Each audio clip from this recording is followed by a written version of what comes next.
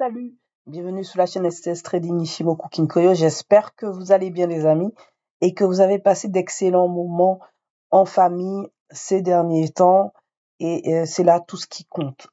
Avant d'aller vers la semaine du 30 décembre, puisque c'est une date que je vous avais donnée, je vous avais donné deux dates.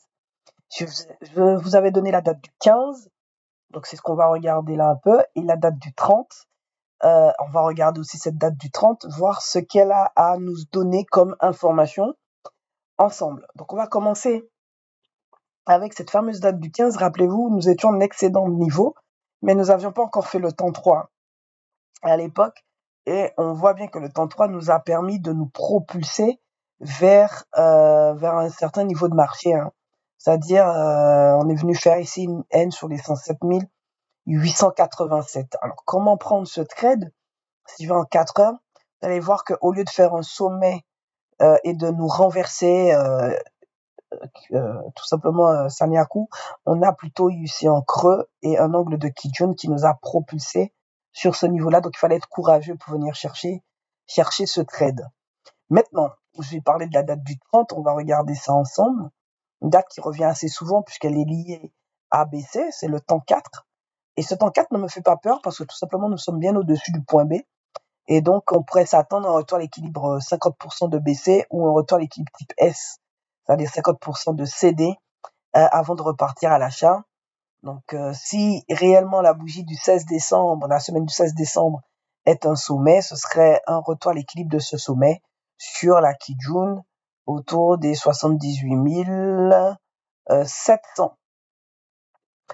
Pour le moment, nous n'y sommes pas. Nous avons bien un Kinkoyo qui est haussier, un Kumo qui est haussier, une Shiku qui est haussière. J'attire votre attention sur le fait que nous devions réaliser AB, profondeur N, dans un temps donné, 24 novembre. Et on voit qu'on a déjà fait cette profondeur de type N, mais bien plus tôt beaucoup plus tôt. D'accord? Au temps 4, voilà, nous avons déjà réalisé cette estimation qui est égale à AB. Tout ça grâce à l'annonce du nouveau président des États-Unis qui a bien propulsé très rapidement ce marché. Nous étions en surachat. Kyushu 9 nous indique une pression des vendeurs. Donc, elle est plutôt bienvenue, cette pression, parce qu'on ne sait pas encore quelle sera la nature du mouvement ici. Est-ce que réellement on va retracer ou au contraire avoir une Tenkan qui tient le marché et avoir un marché qui se repropulse à l'achat? N'oubliez pas qu'Ishimoku Kinkoyo est là pour donner des trajectoires et que c'est à nous de regarder au moment présent si cette trajectoire se confirme ou pas. Ok? Donc, on va regarder ça ensemble. La semaine du 30 décembre se tient toujours. On va regarder un peu en délit comment les choses sont en train de se présenter. Donc, en délit, on va faire une lecture du bilan et du prix d'un point de vue liquidité et zone d'accumulation de congestion. On va commencer avec le prix. On a ici de la liquidité qu'on est venu chercher. Ça a été un élément déclencheur pour provoquer un retracement qui n'a pas donné grand-chose en termes de volume. Par contre, quand on est venu chercher cette liquidité, on est venu la prendre avec un fort volume et un élément déclencheur derrière qui se fait sur un retracement aussi avec de très faibles volumes, ce qui veut dire qu'on n'est pas très engagé pour reprendre de l'achat ici. D'accord? Il nous reste de la liquidité à venir chercher, notamment ici sur ces niveaux, d'accord, 90 543, mais aussi la liquidité sur les 92 217. Ça, c'est pour les personnes qui veulent trader à court terme, court moyen terme. Shinku 26 n'est pas passé. Par contre, on a un croisement du Kinkoyo juste ici en faveur de la vente. On va être extrêmement prudent avec cette information parce que là, Shinku peut très bien rebondir, reprendre le momentum d'achat, s'inverser. Bref, on peut avoir les trois situations à partir de maintenant, soit de la latéralisation, soit de reprise haussière, soit d'inversion baissière. On a une SSA qui pointe vers le A, une SSB qui pointe vers le haut. Les deux opposés s'attirent. C'est très intéressant parce que ça veut dire qu'on est en train de réduire la pression des acheteurs. Les acheteurs se sont désengagés. Certains ont pris leur liquidité. Des vendeurs tentent aussi peut-être d'entrer sur le marché. Peut-être que la psychologie est en train de penser à la vente. C'est quelque chose qu'on va regarder ensemble. Justement, en parlant de psychologie et de synchronicité par rapport au passé, on a un marché ici qui suit. C'est pourquoi la Kijun est plate. On a un marché qui suit ici la psychologie du passé et qui propose de sortir et de reprendre une psychologie haussière à partir du 30 décembre. Donc là, je parle bien en termes de jours. jour, 30 décembre, la date. Donc la date du 30 décembre, c'est soit le marché propose d'acheter, soit le marché, au contraire, est totalement opposé à cette information et propose de vendre. Donc ça va être une date très, très intéressante pour moi et j'espère pour vous aussi. On a un Kinkoyo qui s'est inversé. Donc on s'attend à ce que ce Kinkoyo, mis à part cet effacement de creux le 30 décembre, qui puisse reprendre un momentum de vente, c'est-à-dire qu'on pourrait avoir un marché qui latéralise et qui attendra le 11 janvier 2025 une libération du marché à la vente. C'est-à-dire que là, on considérerait un momentum de vente au petit sommet pour partir à la vente. Ça, c'est des prévisions, des trajectoires, en tout cas des dates psychologiques. Moi, je vois ça comme ça, qui permettent de répéter des cycles. Est-ce qu'on va répéter les mêmes actions dans les mêmes intervalles de temps? Pour moi, je prends ça comme des temps de psychologie. Ok? Bien, on va un petit peu regarder ce qui suit. On est revenu dans cette zone dite d'accumulation, juste là, qui détient une présence des acheteurs. On a une présence ici. Ok, donc c'est pas déconnant. Ici aussi, nous avions une présence dans l'accumulation d'acheteurs ici. Donc c'est normal que le prix réagisse. D'ailleurs, cette zone a fait le prix réagir une fois, deux fois. On dit jamais 203. On va voir comment ça va se comporter. En tout cas, on a de la liquidité à venir chercher. En 4 heures, si on fait attention à ce qui se passe en 4 heures, on est dans un momentum de vente. Le Kumo est bien vendeur. Mais par contre, si on lit la fluctuation, on a fait une fluctuation P. Et cette fluctuation P est venue mettre en stop la progression de la vente. Ah, c'est trop beau pour être vrai. On a un petit ralentissement, on a une mise en arrêt de cette progression. Cette fluctuation P, elle est propice au cycle AMD. Si vous regardez entre cet écart et cet écart, on a une zone un peu d'accumulation, on fait une P, d'accord? Et là, avec cette mèche, on vient prendre la liquidité haute et on revient chercher le centre de l'accumulation. On a fait un peu de manipulation, on revient au centre. C'est un des patterns de l'AMD. Hein. Après, le marché peut partir. Donc, il nous suffit d'attaquer la Tenken, casser, clôturer angle de Kijun pour oser prendre un trade à l'achat. Dans le cas contraire, à la date du 28 décembre, 1h du matin, constater cette divergence avec la Kijun et voir le marché proposer de la vente. Ok. Donc, d'un point de vue zone de Kijun, il faudrait venir casser, clôturer la bougie du 23 décembre 21h pour voir réellement un momentum de vente s'installer d'un point de vue Ichimoku. Voilà, je pense que j'ai fait le tour. Alors, on a un croisement du Kinkoyo à l'achat et une Fiku qui essaye de s'extraire des bougies. C'est pas encore gagné. Donc, on va être extrêmement prudent sur notre engagement ici en ce qui concerne ce qui se passe là. On a des Kyushu qui sont vendeurs. On a subi quelques pressions acheteuses. Pour le moment, il semblerait que les Kyushu semblent vouloir se stabiliser en faveur de la vente.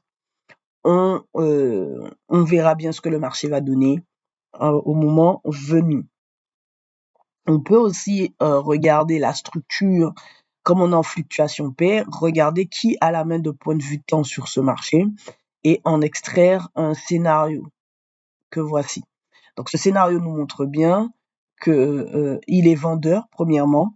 On est revenu sur une estimation S qui converge, qui est en corrélation avec le plat Kijun, mais qui est surtout en corrélation avec cette zone d'accumulation qui tient le marché et celle-ci aussi. Pardon.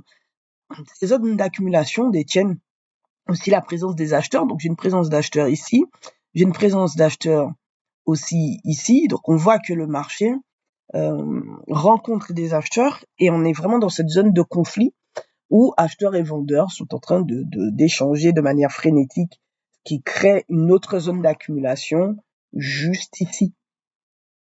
Alors, on pourrait attendre le samedi 28, 5h du matin, T4 et en T2, 17h. Donc, on se rend compte que la journée de samedi va être déterminante, soit pour une rupture, c'est-à-dire qu'on se dégage, on cherche à acheter, ou au contraire, on va chercher à vendre, mais ça ne nous extrait pas de cette zone de latéralisation. Pour moi, il faudrait chercher à faire une fluctuation N en cassant le point C, donc une fluctuation N haussière qui nous donnerait une information d'achat, ou une fluctuation N de baisse en venant chercher le point B, 23 décembre 21h, qui donnerait une information de fluctuation N baissière et qui nous pousserait à l'achat. Sinon, entre ces deux niveaux, on est toujours dans une zone, on va dire, de latéralisation, de ralentissement. Ce scénario est censé prendre fin le 30 décembre à 21h, encore la date du 30 décembre. Et pour moi, les amis, il va falloir faire attention à cette date-là parce que vraiment, c'est une date importante. Donc, à ne pas confondre avec la semaine du 30 qu'on a vu en weekly. Là, on est en daily en 4 heures. La date du 30 aussi est importante. Il y a aussi une autre manière de traiter le ralentissement une fois qu'on sait qu'on a fait une paix. On peut utiliser le volume profile. Ici, je vais prendre un volume profile un peu ancré. Voilà, juste là, qui permet de donner une VH, une VA low. Et on sait qu'on achète sous la VA low. On vend au-dessus de la VH. Et le POC, ici en orange, est un niveau clé. On voit bien que on s'arrête aussi sur ce niveau POC et que le marché a du mal à s'en extraire. Si je me pose un temps sur la dernière impulsion connue, on est dans un intervalle de temps où le marché peut s'extraire à l'avance. On a aussi le temps 1 qui prend fin le samedi 28 décembre à 5 heures du matin. Donc, on est toujours dans ce scénario que nous proposait précédemment long de V, ici baissière. J'ai reporté aussi la cyclicité du sommet. Alors, j'espère que de cette onde de V, de point de vue sommet.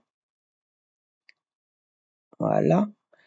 Donc, on fera attention au 30 décembre 21h. Voilà, c'est le temps 3 que nous avions vu précédemment. 30 décembre 21h. Est-ce que le marché va faire un sommet ici pour revendre ou au contraire, dans quoi allons-nous tomber? Ok. Il y a aussi la cyclicité des impulsions, comme ceci, que vous pouvez reporter dans un range. Les choses sont censées se répéter. Donc, vous pouvez totalement imaginer que si ici nous avons fait un sommet, si on peut s'attendre à un creux, et on l'a déjà nommé, ce serait le 28 décembre à 5 heures du matin. Voilà. Donc voilà pour observer un petit peu les choses. Alors je vous ai aussi mis la VWAP ici. Donc là on a le volume profile et là on a la VWAP. Et la VWAP donne aussi, alors pour vous concentrer le regard, voilà, ici, restez concentrés, on a la VWAP qui nous donne son niveau centré sur les 96 327. Donc c'est pas pile poil hop, comme la du POC. Vous voyez qu'il y a un petit écart, d'accord? Mais c'est suffisant pour comprendre qu'on tourne autour et on a le niveau standard 1 et moins 1 en référence, d'accord? Donc on est dans une zone où normalement on ne doit pas trader. Et par contre, on doit chercher de l'achat sur le standard 2, 3, moins 2, moins 3, et de la vente sur le standard 2 et 3. D'accord? Donc, comme ici, le marché est remonté ici, puis on est revenu chercher la VWAP, etc., etc. Donc, excellent pour les personnes qui veulent faire un peu d'intraday et pourquoi pas se risquer à du scalping dans le cadre d'un ralentissement, bien sûr, bien évidemment. On peut aussi rester sur une cyclicité de type 26 périodes à partir de ce point-là, puisque Osoda nous dit que c'est la période d'observation. Hop, ici, donc le marché n'est pas venu chercher le point bas, donc ce qui veut dire qu'on a plutôt cherché un marché qui cherche à ralentir. Donc là, je vais plutôt prendre Kian Sushi.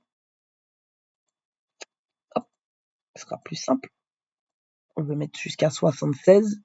Voilà. Donc là, on a Kian Sushi 13, Kian Sushi 42, 51 autour de samedi 28 décembre 21h et 65 le 31 décembre 5h du matin et 76 le 2 janvier 1h du matin. Donc on a tous les éléments ici pour suivre tout ça, sachant que Ichimoku aussi donne le centre du range sur le croisement du Kinkoyo juste ici sur les 95 980 et je ne parle même pas de Chikou aussi qui donne un niveau sur les 95 663. C'est comme la VWAP et le VPOC. Vous voyez qu'il y a toujours un petit décalage, mais le but étant d'avoir un niveau de marché qui nous permet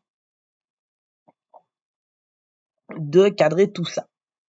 Donc, n'oubliez pas en Ishimoku, on cherche à faire une fluctuation N. Donc, il faudrait venir casser le haut de la bougie en 4 heures du 26 décembre, 1 heure du matin. Ça nous ferait ici une magnifique fluctuation N, ok, qui nous ferait sortir de cette latéralisation, une S, et ensuite on achète. Si vous voulez vendre, pareil, il faudrait casser le bas de la bougie du 23 décembre, 21 heures, pour avoir une fluctuation N de baisse. Donc, à vous soit de trader ce ralentissement ou d'attendre qu'on en sorte. Mettez des alertes et voilà, choisissez votre mode de trading. Je pense que je vous ai tout donné, hein. Vous avez voilà, la possibilité de tout observer. Je vais enlever ça. Voilà, restez soft.